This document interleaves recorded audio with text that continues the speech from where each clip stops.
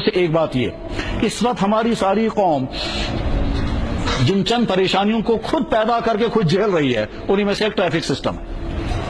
Traffic انکنٹرول system کے نتیجے میں سارے انسان پریشان، ہر انسان جو ہے وہ گالیاں دے رہا ہے دوسروں کو اور خود بھی وہی کرتا رہتا ہے۔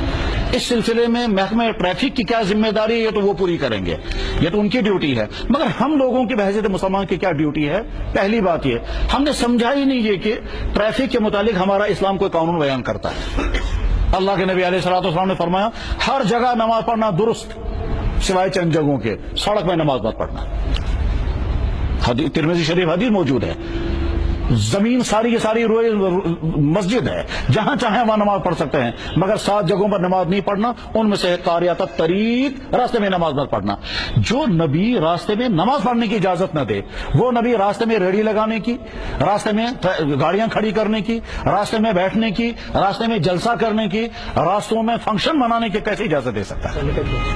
تو ہمیں ذہن میں بھی نہیں ہم کو غیر شرعی کام کر رہے ہیں۔ اس لیے ہم سمجھیں کہ راستوں کا غلط استعمال غیر شرعی ہے۔ راستوں کا غلط استعمال کیا کیا ہوتا ہے؟ راستوں میں گاڑی کھڑی کرنا، راستوں میں دکانیں لگانا، راستوں کے اندر فنکشن کرنا، راستوں کے اندر کھیلنا، راستوں کے اندر میٹیریل ڈالنا، چاہے وہ کنسٹرکشن کا میٹیریل کچھ اور، راستوں کے اندر کرکٹیں کھیلنا، یہ سارا کا سارا اسلام کے خلاف ہے۔ اسلام یہ کہتا ہے کہ اللہ کے نبی علیہ السلام نے فرمایا ایاکم والجلوس فی الطرقات، خبردار راستوں میں مت بیٹھنا۔ ایاکم والجلوس فی الطرقات، بخاری میں حدیث، خبردار راستوں میں مت بیٹھنا۔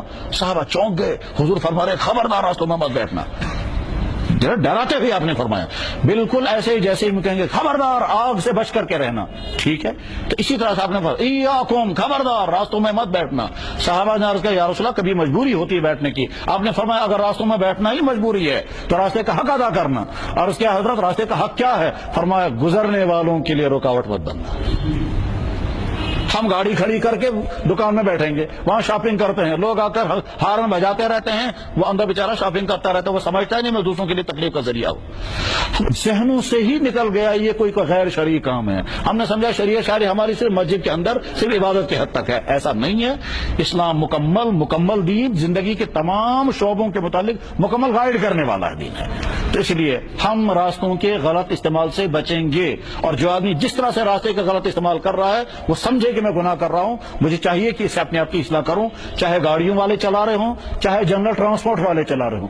جنرل ٹرانسپورٹ کے لیے اصول یہ ہے اڈے سے چل کر اڈے پر پہنچو، راستے میں کہیں مت رکو۔ اب یہ جو میٹاڈور والا ہر 10 قدم کے بعد رکتا ہے، پھر سواریاں لیتا اور اتارتا ہے، اور اس کے نتیجے میں چلنے والوں کو جو تکلیف ہوتی ہے اور ٹریفک جام جو ہوتا ہے، وہ سمجھتا ہے نہیں یہ کوئی میں گناہ کر رہا ہوں۔